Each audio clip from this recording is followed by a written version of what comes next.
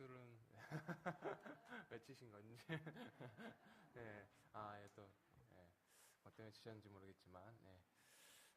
행복한 안식일입니다. 우리 담임 목사님께서 가시기 전에 저에게 꼭 당부하신 말씀이 있습니다. 그것이 무엇일까요? 아시는 분 계실까요, 혹시? 맞추시는 분은 하늘의 은혜가 있을 것입니다. 자, 저기 보십시오. 저쪽, 저기 보시죠. 자, 특별히 오늘 꼭 강조하라고 말씀해 주셨습니다. 여러분, 저게 뭐죠? 네. 사경회가 뭘까요? 사경회 뭘까요? 사경회. 저기, 여기 보시면 돼요, 여기. 사경회가 뭘까요? 사경회. 네. 하나님 말씀을 연구하는, 특별히 일주일 동안 구별해서 연구하는 시간입니다. 그래서 저녁에 열리기 때문에 여러분들이 결심을 새벽보다는 좀 덜 결심하셔도 될 것 같고요. 결심을 하시고 이번 다다음 주죠. 월요일부터 토요일까지는 내가 정말 못해도 한 번 이상은 내가 꼭 참석하겠다라는 마음을 가지고 저 날짜 기억하셔서 시간 비워두시고 꼭 참석해 주시기 바랍니다. 다 참석하실 거죠? 네, 참석하시면 손을 이렇게. 안 하시는군요. 네, 다시 한번 안 하더라도 손이라도 들어주실까요? 네, 꼭 다 참석하시기 바랍니다. 네, 그래서 꼭 하나님의 꿈과 연결된 교회가 무엇인지 여러분들 꼭 경험해 보시기 바랍니다. 저는 오늘 장성환 그리스도인이라는 제목을 가지고 하나님의 말씀을 나누고자 합니다. 다 함께 먼저 말씀을 읽어보겠습니다. 이사야 26장 2절에서 3절입니다. 다 함께 읽겠습니다. 농아의 분들도 여기 보시고 수화로 함께 해주시기 바랍니다. 준비. 우리 청인, 농인 함께 하겠습니다. 청인들 중에서도 수화하실 분들은 같이 수화하시면서 해보겠습니다. 준비. 시작. 주께서 심지가 견고한 자를 평강하고 평강하도록 지키시리니 이는 그가 주를 신뢰함이니이다. 너희는 여호와를 영원히 신뢰하라. 주 여호와는 영원한 반석이시미로다. 자, 다시 한번 하겠습니다. 자, 여기 농인분들이 조금이라도 할 때까지 한번 더 해보겠습니다. 한번 더 해보겠습니다. 한번 따라해 보세요. 이거 수화로 따라해 보세요. 준비. 자, 준비. 보시면서 하세요. 준비. 시작. 주께서 심지가 견고한 자를 평강하고 평강하도록 지키시리니 이는 그가 주를 신뢰함이니이다. 너희는 여호와를 영원히 신뢰하라. 주 여호와는 영원한 반석이시미로다. 누구를 신뢰하라고요? 여호와 하나님을 신뢰하라. 이 시간 말씀을 통하여서 내 삶에 오직 내가 신뢰할 수 있는 분, 내가 오직 의지할 수 있는 분이 예수님이 되시기를 간절히 소망합니다.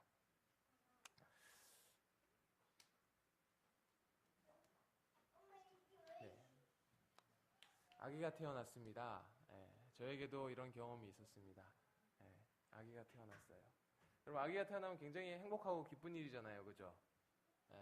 아기가 태어나면 모두가 축하해주고 모두가 행복해하고 아이는 어떨까요? 마음껏 울고 싶겠죠. 그죠? 마음껏 울고 마음껏 사랑받고 그것이 이 태어난 아이의 축복받은 아이입니다. 그런데 제가 오늘 소개해드릴 한 아기는 태어나서 얼마 안 됐는데 뭐 1, 2개월 됐을까요? 얼마 되지 않았는데 태어나자마자 나쁜 일을 당합니다. 열왕기하 11장 1절에 보면 이렇게 얘기합니다. 아하시아의 어머니 아달랴가 왕의 조선을 모두 멸절하였으나. 누가요? 아하시아의 어머니. 아하시아는 누굴까? 네. 오늘 제가 소개해드릴 요아스 왕의 아버지. 네. 그리고 이 아달랴라는 사람은 누굴까요? 아하시아의 어머니니까 누구예요? 요시아의 누구예요? 누구? 할머니예요, 할머니. 그런데 이 할머니가 누구를 죽여요? 왕의 자손을 모두 멸절시킨다라고 얘기하고 있어요.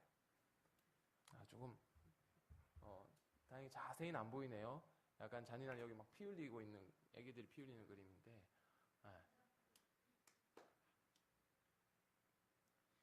태어난 지 얼마 안 됐고 한 이 상황에서 다른 형제들이 갑자기 할머니가 찾아와서 여기 할머니 계십니까? 할머니 많이 계시죠 여기? 할머니. 할머니가 갑자기 칼을 들고 와서 자기의 손자 손녀를 다 죽여버리는 겁니다. 엄청나게 두려운 일이 일어나요. 요아스가 태어난 지 몇 개월 되지도 않았을 때 할머니 여기 보이지 않죠? 할머니 숨어 있어요. 네, 딱 갔어요. 여기 할머니. 이 요아스 왕은 태어날 때부터 이렇게 비극적인 운명 속에서 태어납니다. 너무나 비극적이지 않습니까? 만약에 이런 일이 우리 혹시 주변 내 친구, 내 가족 중에 일어난다면 참 마음이 아플 것 같아요. 그죠? 네. 그런데 다행히 요아스는 죽었을까요? 안 죽었을까요? 안 죽었죠. 안 죽었으니까 성경에 또 더 이렇게 쓰여졌겠죠. 그죠? 죽지 않았어요. 누가 구출해줬을까요? 아하시아의 누나. 제가 말하기도 전에 벌써 이렇게 아하시아의 누나가 살려주었어요. 그리고 그 누나의 남편은 대제사장이었습니다.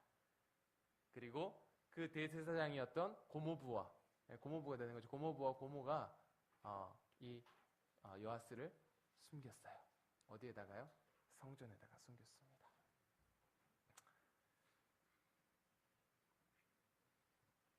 누구한테 많이 하는 거죠? 네, 애들한테 많이 하죠. 어른한테 그렇게 잘 안 하잖아요. 그죠? 네. 왜요? 왜 이렇게 하죠? 왜 슛 하죠? 네, 떠들지 말라고. 떠들면 안 되니까. 네,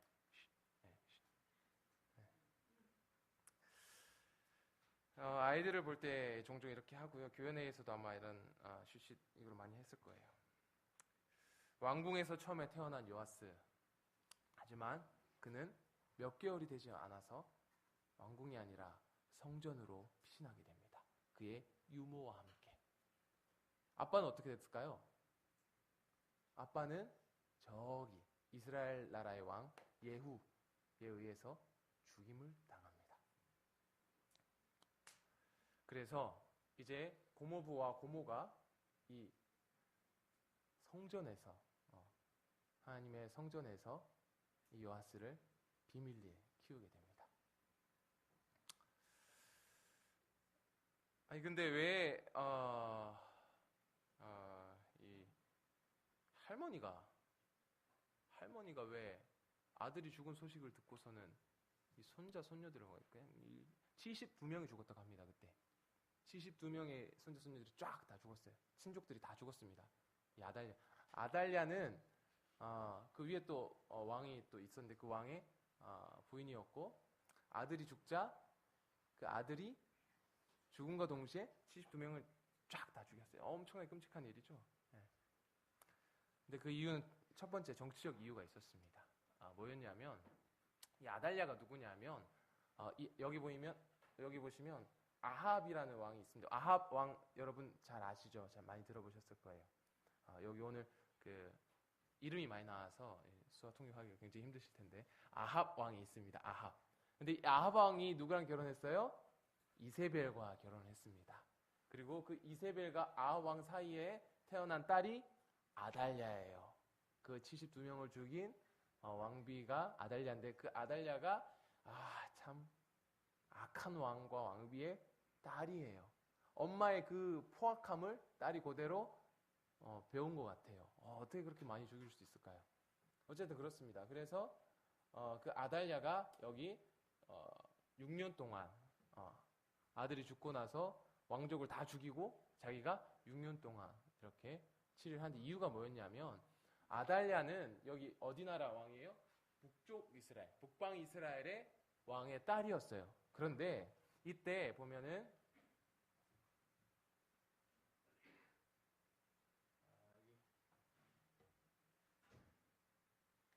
여기 보면 여기 요아스군요. 요아스 때 즉위를 했는데 이게 언제를 즉위했냐면 여기 보면은 예후가 여호랑과 요아스가 이어집니다. 요아스가 예후 7년에 요아스가 즉위를 했어요. 근데 이 예후가 무슨 일을 했냐면 요 아합 왕 일가를 싹 다 죽였습니다. 정리를 했어요. 그러면 이 아합 왕의 딸이 누구예요? 아달랴예요. 그러면 아합 왕 딸이 자기네 나라의 엄마 아빠가 다 죽었고 일가족이 다 죽었어요. 그런데 자기가 아끼는 왕이었던 아들도 죽었어요. 그러면 자기의 입지가 어떻게 돼요? 두려워질 수 있는 거예요. 정치적으로 자기도 뭔가 보복을 당할 수 있어요. 왕족이 누군가 살아있으면 자기한테 불리하게 되는 겁니다. 그래서 유다에서 나에게 먼저 손 쓰기 전에 자기가 먼저 손을 쓴 거예요. 그래서 참 자신의 손자 손녀들을 다 죽여버린 거예요. 친척들을 다 죽여버린 겁니다. 자기 살겠다고 다른 사람들을 그렇게 많이 죽였던 거죠. 그리고 또 다른 이유가 하나 있습니다. 사실 첫 번째 이유도 이유지만 두 번째 이유가 더 컸던 것 같습니다.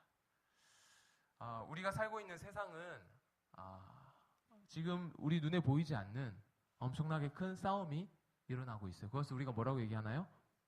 선악의 대쟁투라고 얘기를 합니다. 이때는 선악의 대쟁투가 있었을까요? 없었을까요? 이때도 선악의 대쟁투가 있었습니다. 그럼 그렇게 생각했을 때 이것은 무슨 일이 일어나고 있는 거죠? 여기는 누구의 후손이죠?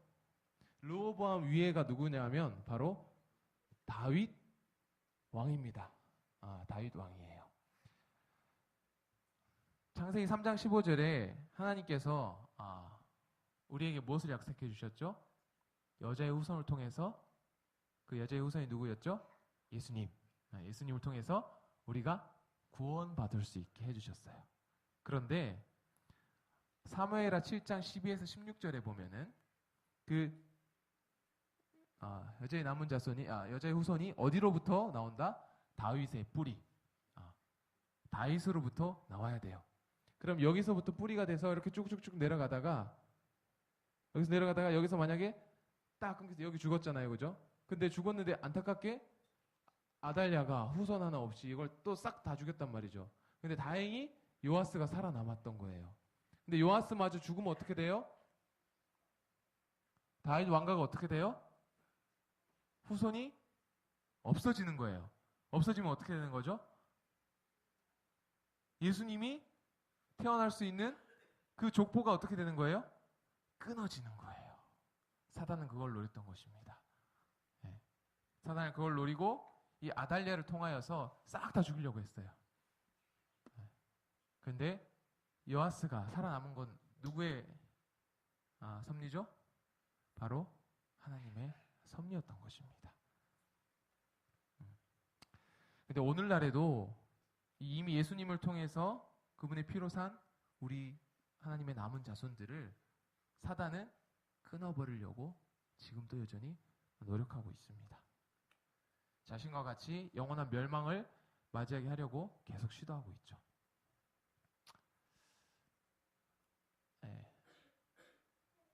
이것이 예수님, 아기 예수님이 이렇게 여인의 후손으로, 여자의 후손으로 이렇게 십자가에 달려 돌아가셔야 되는데 사단, 여기 밑에 있는 게 사단이에요. 사단이 방해를 하는 거예요. 방해를 했던 겁니다. 하지만 로마서 8장 37에 39절 이렇게 얘기합니다. 다 함께 읽어볼까요? 준비, 시작.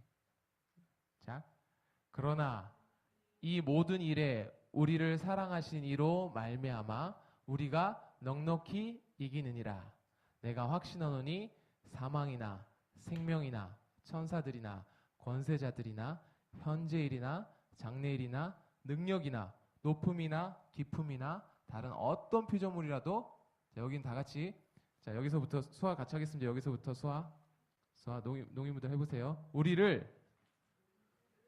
우리 주 그리스도 예수 안에 있는 하나님의 사랑에서 끊을 수 없으리라. 사단이 아무리 우리를 넘어뜨리고 하나님으로부터 끊어버리려고 노력한다 할지라도 요아스를 지키신 하나님께서는 우리도 어떻게 하고 계신다고요? 여전히 지켜 돌봐주신다라는 사실을 꼭 기억하시기 바랍니다. 여러분 숨바꼭질 해본 적 있으십니까? 숨바꼭질? 네. 꼭꼭 숨어라 머리카락 보인다. 숨바꼭질 해보셨어요? 해보셨죠? 예. 자, 여러분은 숨바꼭질 잘 하시는 분 계세요? 절대 안 들켜본 적이 있으세요? 예. 그런데요, 재밌는 사실을 하나 알려드릴게요. 어른들은 숨바꼭질하면 어떻게 하려고 해요? 안 들키려고 합니다. 어떻게든 숨어요. 막 몸을 구겨놓고 심지어 막 이런 데 들어가고요. 예. 근데 애들 중에 주호 정도 되는 애들하고 혹시 숨바꼭질 해본 적 있으십니까? 예, 종종 하는데, 자, 숨바꼭질 해요. 예. 자, 어때요? 숨바꼭질 하면? 주호 찾기 어려워요? 쉬워요? 왜 쉽죠? 그쵸. 자, 어른들은 꼭꼭 숨어라 하고 있으면 끝까지 잘 숨어 있어요. 잘 숨어 있을 수 있어요. 그런데 애들은 어떻게 하냐면, 주호 같은 경우에는, 자, 아빠 숨는다. 이제 반대죠. 주호 숨어 하고 숨어요. 그리고 나서 하나, 둘, 셋. 아빠 여기 있어요 나. 이렇게 알려줍니다. 그게 주호의 숨바꼭질입니다. 숨어 있는 게 쉽지가 않아요. 왜요? 나를 보호해주고 나를 사랑해주고 나를 지켜주는 사람이 보여야 돼요. 눈에 바로바로 보여야 돼요. 오래 숨어 있을 수가 없어요. 숨는 것 자체가 굉장히 힘든 일이고 고역이에요. 그래서 숨긴 숨어요. 놀이니까 재밌으니까 숨는데, 아빠 나 여기 있어요. 꽁꽁 숨었어요. 저기 막 방 끝에 가서 숨었어요. 자, 어디 있지? 나 여기 있는데. 이렇게 알려줍니다. 예. 아이들한테 숨는 게 쉬운 일이 아니에요. 근데 요아스가 몇 년을 숨어 지냈을까요? 요아스가 몇 년을 숨어 지냈을까요? 무려 7년을 성전에서 제대로 나가보지도 못하고 할머니가 와가지고 나를 혹시 죽일까봐 무서워하면서 그 7년이라는 시간을 꽁꽁 숨어 있었습니다. 그리고 요아스에 대해서 이렇게 막 마음까지 이렇게 느끼면서 생각해 보신 적 없으시죠? 지금 아이를 기다리는 엄마들은 아마 또 같이 느낄 것 같아요. 네, 그리고 자녀를 낳아본 부모님들도 다 느낄 것 같습니다. 7년 동안 움직이도 못하고 두려움 속에서 언제 들킬까? 네, 계속 쉿쉿쉿 하면서요. 네. 어린이 동화에도 이 요아스 이야기에는 첫 번째 페이지는 쉿 이걸로 시작합니다. 네. 숨어 지내야 했으니까요.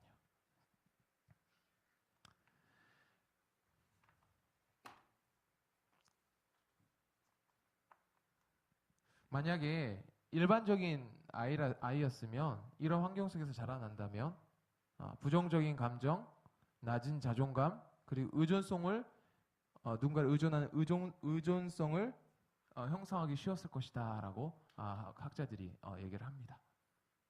그런데 그럼에도 불구하고 요아스는 어떻게 해요? 굉장히 훌륭하게 잘 자라주었어요. 그 증거로 제가 말씀을 드리겠습니다. 첫 번째, 그는 몇 년 동안 유다 나라를 다스렸을까요? 그 전 자기 아빠는 몇 년 다스린 줄 아세요? 1년 다스리다가 자기 친족 보러 갔다가 예후한테 죽어요. 1년 만에 죽습니다. 네. 요아스 몇 년 다스렸을까요? 무려 40년. 그렇게 길진 않습니다. 그러나 40년 동안 다스렸다는 것도 굉장히 긴 시간이에요. 40년 동안 다스렸어요. 몇 세부터요? 나이, 우리 종근이가 어디 있죠? 오늘 안 왔어요. 종근이보다 바로 위에가 수인이죠. 수인이 정도 되는 아이가 왕을 시작해서 왕이에요. 왕을 왕을 시작해서 40년 동안 시리를 다스렸습니다. 되게 잘한 거죠. 열왕기하 12장 1절을 보면 이렇게 얘기하죠. 예후의 7년에 요아스가 위에 올라 예루살렘에서 40년을 시리합니다. 그것뿐만이 아닙니다. 요아스가 한 일은 또 훌륭한 일들이 있어요. 자, 이게 뭐죠? 이게 돈 걷는 거예요. 예. 이게 돈을 왜 걷는 걸까요? 이때 아달랴를 따르는 바울을 섬기는 사람들이, 아달랴의 엄마는 바울 완전 광신자였기 때문에 아달랴도 이 바울을 섬기는 사람이었어요. 예. 그런데 그 사람들이 성전을 막 파괴해가지고 거기를 뜯어내가지고 자기의 바울의 신상을 막 만들고 자기들의 그 우상 섬기는 그곳을 더 멋있게 만들었단 말이에요. 그런데 요아스가 어릴 때부터 어디에 살았어요? 성전에 살았어요. 성전에. 네, 성전에 살았어요. 그러면서 무엇을 제일 많이 봤을까요? 7년 동안 숨어 살면서 누구보다 더 많이, 아마 7년 동안 성전에 이렇게 다니면서 어디에 뭐가 있고 어디가 더럽고 어디가 깨끗하고 다 알 거예요. 요아스는. 그래도 요아스가 결심합니다. 나이 몇 살이에요? 30살쯤 돼서 결심합니다. 네. 그리고는 성전을 보수하기로. 그런데 성전 보수하기 위해서 레위 사람들한테 얘기를 했습니다. 그리고 자신의 고모부는 사실 이때 나이가 몇 살이냐 하면 100세가 넘었어요. 여호야다는 100세가 넘었어요. 그래서 완전 할아버지였어요. 할아버지. 그리고 130세에 돌아가시는데 여호야다 고모부는 그 전까지 요아스를 계속 도와주는데요. 어쨌든 힘이 없었어요. 사실 힘이 없어가지고 이렇게 명령을 내려도 사람들한테 세금을 못 거둘 수가 없어요. 그런데 요아스가 몇 번 권하더니 안 되니까 왕의 명령으로 결심을 하고서 사람들에게 돈을 어떻게 걷지? 라고 고민을 하다가 이 방법을 고안해야 됩니다. 오늘날 우리가 뭐 하는 것처럼요? 헌금 내는 것처럼 기발한 아이디어를 냈던 거죠. 그래서 자유롭게 헌금을 내면 사람들이 또 어떻게 했다고 성경에 나오냐면 기뻐했다라고 얘기하고 있어요. 이렇게 자발적으로 이렇게 헌금을 내니까 굉장히 기뻐했던 거죠. 그래서 그 돈으로 뭘 했어요? 다른 거 아무것도 하지 않았어요. 그 돈으로 뭐 했냐면 품삯 주고요. 그리고 성전 지었습니다. 보수를 했어요. 지었다기보다는 성전을 보수했어요. 고친 거죠. 이렇게. 이렇게 굉장히 훌륭한 일들을 하고 오랫동안 나라를 잘 다스렸어요. 네. 그런데 그가 그렇게 할 수 있었던 것은, 그가 이렇게 잘 살 수 있었던 것은 바로 옆에 있던 누구요? 여호야다라는 이 멘토가 있었기 때문이에요.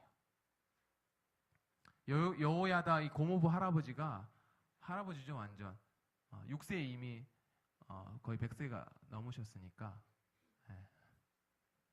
100세 할아버지가 이렇게 계속 성전에서 여호야다 할아버지가 이 요아스를 계속 이렇게 멘토해주고 있었어요. 만약 이 훌륭한 멘토가 없었다면 요아스는 굉장히 암울하고 침울하고 그렇게 어둡게 살다가 생을 마감했을 수도 있습니다. 하지만 이 여호야다 때문에 그는 훌륭한 왕으로서 살 수 있었죠. 이걸 보면서 제가 한 가지 생각한 게 있습니다. 영유아 신앙교육이라는 책이 있어요. 영유아 신앙교육이라는 책. 이 책에 보면 이런 얘기를 합니다. 영유아 시기에 신앙교육이 얼마나 중요한지. 어린 시기는 아이를 훌륭한 신앙인으로 성장하게 할 수도 있고 불신앙인으로 자라게 할 수도 있는 모든 가능성이 있는 시기이다. 어릴수록 사람에게 의존하는 경향이 있는데 부모나 교사에게 의존하는 마음을 자연스럽게 하나님께 의존하는 마음으로 자랄 수 있도록 이끄는데도 바로 이 시기다. 그래서 요아스를 어떻게 했어요? 여호야다가 잘 이끌어서 훌륭한 왕이 될 수 있도록 만들어 주셨어요. 어린 시절의 신앙은 단순한 지식에 머무는 경우가 많다. 그렇기 때문에 믿음의 뿌리를 잘 내리고 행하는 신앙을 가질 수 있도록 영적인 자리로 부지런히 이끌어 주어야 한다. 자, 이어서요. 인간이 자기 마음에 하나님 두기를 싫어하는 시기도 놀랍게도 마음이 발달하는 3세 미만부터이다 라고 얘기하고 있어요. 때문에 마음이 발달한 시기인 영유아 때 신앙교육을 시켜야 한다 라고 이런 얘기를 하고 있습니다. 이뿐만 아니라 저희 교회에서 나온 책 행복한 자녀라는 책에서는 이렇게 얘기해요. 교육은 어머니 팔에 안긴 유아 때부터 시작된다. 자녀의 품성을 꼴찍고 있는 어머니는 그들의 교육을 시키고 있는 것이다. 교육과 훈련하는 일은 자녀의 유년 시대부터 시작해야 한다. 왜냐하면 그때가 가장 감수성이 예민할 때이므로 가르치는 과목을 잘 기억하기 때문이다. 이제부터 혹 주변에 아이들이 보이기 시작하면 내가 그 아이들을 위하여서 어떻게 교육할 수 있을까? 어떻게 여호야다처럼 훌륭한 신앙인으로, 훌륭한 왕으로, 훌륭한 하늘나라의 사람으로 키울 수 있을까? 고민할 수 있는 우리 모든 성도님 되셨으면 좋겠습니다. 이 아이들이 우리의 미래입니다. 자녀는 요람기에서 성년기까지 가정학교에서 실제적으로 훈련받아야 한다. 라고 이렇게 얘기합니다. 요아스가 훌륭한 왕으로서의 어떤 일들을 해나갈 수 있었고 40년 동안 하나님의 나라를 다스릴 수 있었던 이유는 바로 훌륭한 멘토가 있었기 때문이에요. 그런 멘토가 있었기 때문에 이 여호야다가 이렇게 잘할 수 있었던 것인데요. 그런데 가만히 생각해 보면 교회도 가정과 같습니다. 여기에서 아기는 누구일까요? 영유아기는 누구일까요? 새신자입니다. 구도자예요. 이제 하나님을 알아가기 시작하는 사람, 또 새신자고요. 또 어떤 사람이 새신자일까요? 하나님 아주 오랫동안 믿었는데도 불구하고 아직 하나님 만나지 못하고 사는 사람. 예수님을 직접 내가 만나지 못하고 경험하지 못하고 성령 하나님의 임재가 무엇인지 경험하지 못하고 살아가는 사람도 누구예요? 영유아기예요. 영유아기. 어쩌면 영유아기의 삶을 우리는 신앙을 살아가고 있을지도 모르겠습니다. 하지만 교회 내에는 또 건장한 장성한 성인의 신앙을 하는 사람들도 있어요. 분명. 그래서 우리는 구도자가 왔을 때 그런 건강한 성인의 신앙을 하는 사람들이 연약한 성도들을 위해서 여호야다와 같은 역할을 해줘야 할 것입니다. 지금 내 마음속에 나는 성인기인가 영유아기인가 고민하지 마시고요. 나는 성인기처럼 예수님 만나면서 사시기 바래요. 그래서 누군가 오고 누군가 연약한 성도가 옆에 있다면 따뜻하게 보듬어주고 하나님의 사랑으로 내가 어떻게 하면 멘토가 되어줄 수 있을까 고민하는 여러분 되시기 바랍니다.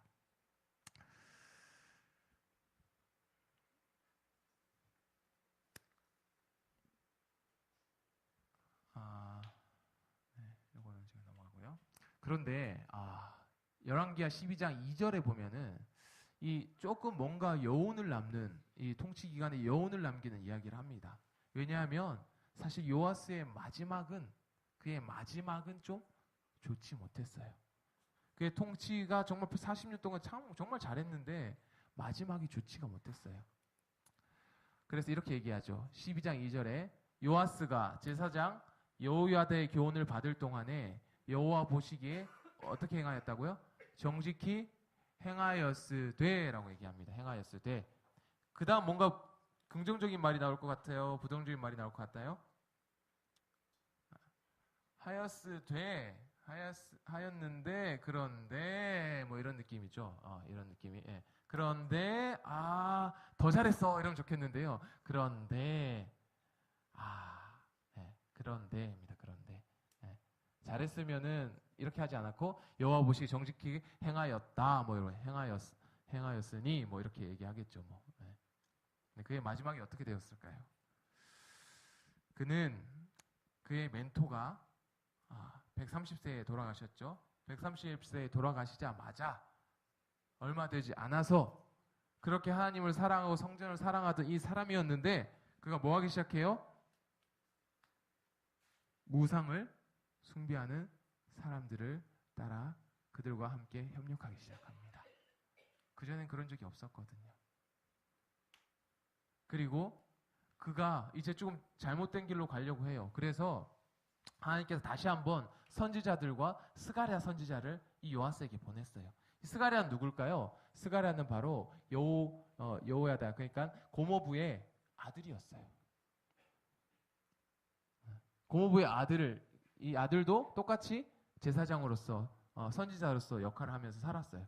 근데 이 아들이 와서 뭐라고 해요? 너희가 하나님을 버렸기 때문에 하나님이 너를 버리실 것이다 라고 딱 말을 했는데 어떻게 해요? 뭐라고? 스가랴를 돌로 치라. 허허. 자신을 그동안 그렇게 잘 케어해주고 잘 지도해주고 잘 돌봐주었던 고모부의 아들인데 이 말 하자마자 어떻게 해요? 돌로 치라고 정말 돌로 쳐서 죽입니다. 또 다른 선지자들이 찾아와서 또 얘기해요. 그런데 또 죽여요. 아니 순식간에 갑자기 악한 왕이 되어버렸어요. 그동안 정말 잘하다가요. 마지막에 이렇게 되어버렸습니다. 그리고 결국 그는 어떻게 돼요?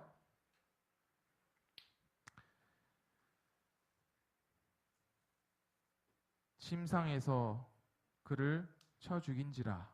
다윗성에 장사하였으나 왕들의 묘실에는 장사하지 아니하였더라가 이 요아스의 마지막 이야기입니다. 요아스는 왕이었음에도 불구하고 왕의 묘실에 안장되지도 못했어요.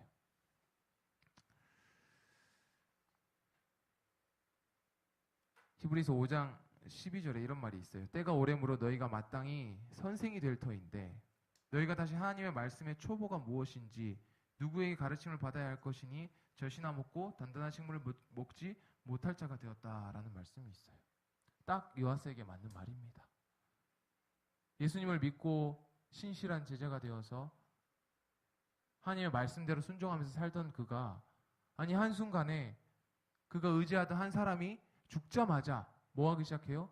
타락하기 시작하고 범죄하기 시작하고 도덕이 완전히 다 무너지고 어떻게 그럴 수 있을까요? 어떻게 그런 일이 일어날 수 있을까요? 그런데 그런 일이 우리 교회에서도 일어날 수 있을까요? 없을까요? 있습니다. 내가 열심히 의지하는 한 사람, 내가 열심히 바라보는 한 사람이 죽지 않더라도 뭔가 무너지는 모습을 보게 되면 뭔가 나에게 실망을 주는 모습을 보게 되면 우리도 어떻게 하기 시작해요? 그렇게 될 수 있어요. 더 심한 범죄를 저지를 수도 있는 것이죠. 그래서 그가 그렇게 된 정말 이유는 바로 이것입니다. 요아스가 갑자기 타락하고 살해당하게 되는 운명까지 있었던 것은 멘토가 이상했을까요? 아니요, 그 멘토는 굉장히 훌륭했었죠. 상황이 좋지 못해서 그것도 아닙니다. 하나님을 믿지 않아서 그는 하나님을 믿는 사람이었어요. 어린 시절에 아픈 상처들이 그때 갑자기 튀어나와서 그런 것도 아니에요. 그의 인생이 마지막 실패로 돌아간 이유는 바로 12장 2절에 나와 있습니다. 요아스가 제사장 여호야다의 교훈을 받을 동안에 라고 적혀 있어요. 뭐 하는 동안에요? 여호야다가 살아서 그에게 말해주고 있을 때 그때까지만 여호와 보시기에 정직히 행하였다라고 얘기하고 있어요. 그리고는 그 이후에 어떻게 돼요? 죽자마자 범죄하기 시작하는 거죠. 죽자마자 범죄하기 시작해요. 여호야다가 있을 때까지만 정직하게 행하다가 그가 죽자 또 다른 여호야다와 같은 사람을 찾는 거예요. 여전히 유아의 시절에 머물러 있는 겁니다.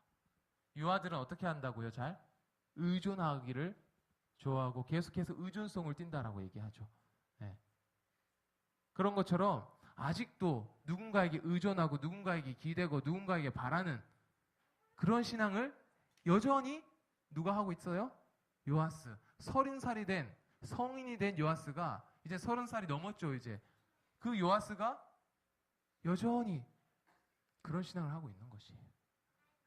그랬더니 내가 만나는 사람이 혹 뭐 하는 사람이면요? 우상을 섬긴 사람이면 그 사람을 따라 의존하면서 살게 되는 거죠. 그 사람을 멘토로 섬기기 시작하는 거죠. 그러자 그의 인생은 안타까운 운명을 맞이하게 되게. 우리가 신앙을 할 때, 교회를 다닐 때 중요한 문제 중 하나가 뭐냐면 사람입니다. 사람이 중요해요. 그죠? 옆에 있는 사람 다 중요하잖아요. 그죠? 네. 여기 농인분들 중에는 정말 친구 따라서 오신 농인분들 정말 많이 계시잖아요. 네. 정말 사람이 중요합니다. 누가 있고 없느냐에 따라서 또 어떤 사람이 교회에 나오냐 나오지 않냐에 따라서 교회에 나오기도 하고 교회에 빠지기도 해요. 근데 가만히 보면 어떤 부류의 사람은 이 사람 저 사람 관계 맺는 거하고 상관없이 교회에 잘 나와요. 믿음 생활 열심히 해요. 나한테 싫은 소리 하는 사람 있는데도 불구하고 또 교회가 너무 낡아서 보기 싫은데도 불구하고 꾸준히 하나님 열심히 믿으면서 뜨겁게 신앙하는 사람들을 볼 수 있습니다. 그에게는 멘토도 있어 보이지가 않아요. 멘토 역할을 해준 어떤 사람이 없어요.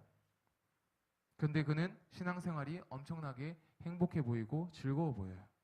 항상 기쁨이 있고 긍정적이고 용기 있고 대담하고 가장 먼저 전도지 분들고 바로 나가겠습니다. 뭐 예를 들어서 전도지를 공급한다면 가장 먼저 나가는 사람. 뭐 하시겠습니까? 예, 제가 먼저 하겠습니다. 이렇게 하는 사람들이 있어요. 그죠? 네. 왜냐하면 그는 인생의 모든 것을 다 알고 있는 사람이 아니라 인생의 모든 것을 다 알고 계시고 모든 슬픔, 기쁨, 아쉬움을 다 알고 계시는 하나님을, 예수님을 그의 멘토로 직접 매일매일 만나며 지도받으며 살아가고 있었기 때문이에요. 우리 이것을 기억해야 합니다. 신앙은 사람 좋아서 하는 것으로 시작될 수 있지만 또 사람 좋아서 그만두게 되기도 합니다. 교회가 멋지고 프로그램 좋아서 다니기 편해서 시작될 수 있지만 교회도 낡아지고 프로그램이 나에게 맞지 않거나 불편하기 시작하면 또 교회를 다녀야 되나 하는 생각을 가지기도 해요. 우리는 왜 교회에 나옵니까? 우리는 왜 함께 예배드립니까? 신앙을 이끌어줄 인간 멘토가 있어야 되는 것도 분명히 중요하지만 환경도 중요하고요. 하지만 제가 꼭 여기 적어놓은 말씀이 있습니다. 이제는 사람 그만 만나시고 예수님 만나시기 바랍니다.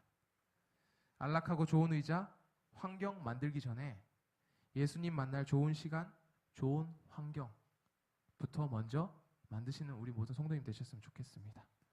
예수님 만나면서 멘토로 살고 살아가는 성도들이 가득할 때에, 그런 성도들이 가득할 때에 우리 교회는 자연스럽게 가장 편안한 교회, 가장 안락한 교회, 가장 다니고 싶은 교회, 가장 편안한 조건이 되는 그런 좋은 교회가 될 것임을 분명히 저는 믿습니다.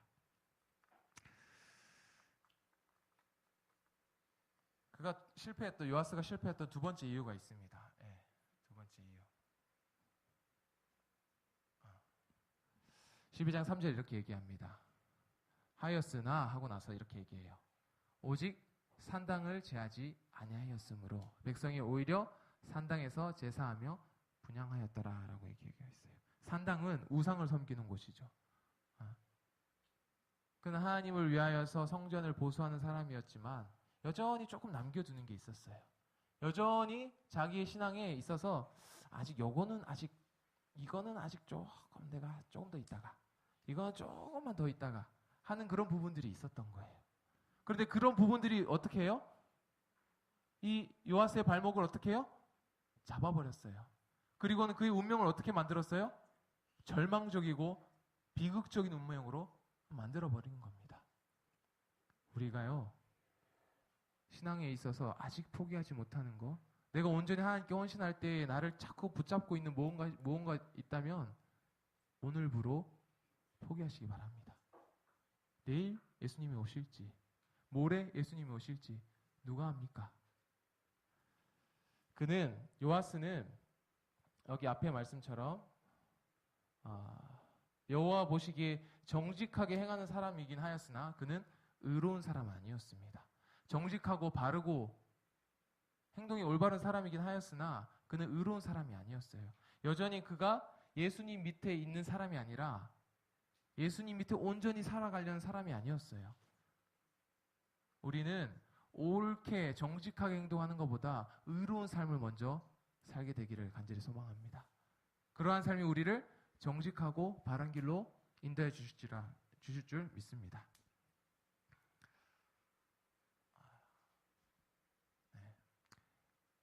하나님께서는 우리가 아이와 같은 신앙에서 이제 벗어나기를 원하셔요. 계속 젖먹이처럼 혹은 젖먹이로 돌아가는 일이 일어나지 않기를 원하세요. 에베소서 4장 13절에 말씀하십니다. 우리가 다 하나님의 아들을 믿는 것과 아는 일이 하나가 되어 온전한 사람을 이루어 그리스도의 무슨 분량이요? 장성한 분량이 충만한 데까지 이르리니. 고린도서 13장 11절에 내가 어렸을 때에는 말하는 것이 어린아이와 같고 깨닫는 것이 어린아이와 같고 생각하는 것이 어린아이와 같다가 장성한 사람이 되어서는 어린아이 일을 버렸노라. 성경은 어린아이와 같이 되라는 것이 어린아이 되라는 말도 있지만 그것은 좀 다른 의미죠. 우리의 믿음은 누군가에게 계속 어떤 사람에게 그렇게 의존하는 신앙이 되어서는 안 돼요. 여전히 끊지 못하는 그런 신앙이 되어서는 안 돼요. 장성한 분량에 정말 하나님을 사랑하여서 내 모든 것을 포기하더라도 나를 사랑하신 하나님께서 모든 것을 나를 위해서 채워주실 것이라는 믿음을 가지고 장성한 분량의 신앙이 되어야 할 것입니다. 제가 참 훌륭한 신앙인이다라고 생각한 분이 며칠 전 뉴스를 보면서 이분 정말 훌륭한 장성한 분량의 신앙을 가지신 분이다라고 생각되는 분이 있었습니다. 그래서 그 영상을 좀 가져왔습니다. 함께 보겠습니다. 수화 자막도 있어요. 잠시 쉬셔도 됩니다.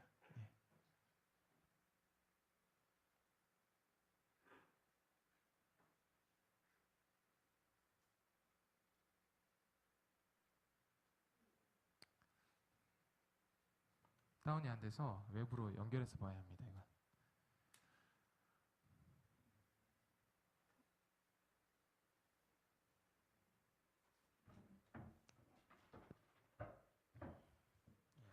음성은 그냥 마이크로 하도록 하겠습니다.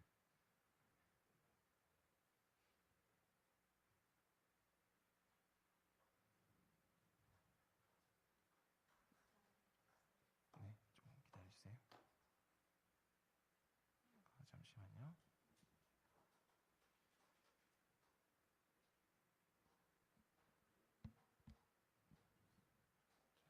보도의 송락규 기자입니다. 청년 2명이 금은방 앞을 어슬렁거립니다. 잠시 뒤 금은방에서 금품을 빼앗아 재빨리 달아납니다. 범행을 저지른 25살 강모 씨 등 2명은 하루 만에 경찰에 붙잡혀 1심에서 각각 징역 10년과 3년 6개월을 선고받았습니다. 당시 금은방 주인 김종구 씨는 당시가 휘두른 흉기에 목과 가슴 등을 크게 다쳐 생사의 갈림길에 섰습니다. 피를 좀 많이 흘려가지고 좀 어렵지 않나 병원에서 그렇게 말씀을 하셨더라고요.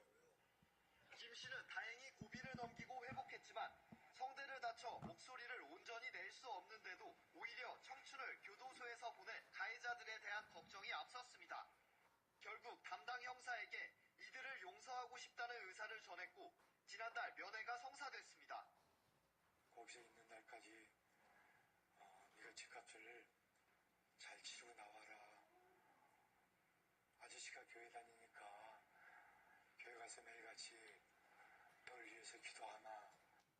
김 씨의 용서를 들은 피의자 강 씨 등은 죄를 뉘우치고 열심히 살아가겠다는 다짐으로 화답했습니다. 그 안에서 수용생활을 모범적으로 해서 출소하겠다. 죄값을 다 치르고 출소하겠다. 정말 죄송하다. 이런 반응이었습니다. 강도 피해자 김 씨가 피의자들을 용서하고 덕담을 건넸다는 이야기는 뒤늦게 동영상으로도 제작되면서 화제를 모으고 있습니다. KBS 뉴스 송락규입니다. 정말 장성한 분량의 그리스도인이 아니었나 생각해 봅니다. 자신을 찌르고 죽음의 위협에까지 이른 그런 상황에서 아이들을 용서하고 일부러 찾아가서 용서하고 힘을 주고 했던 그 모습.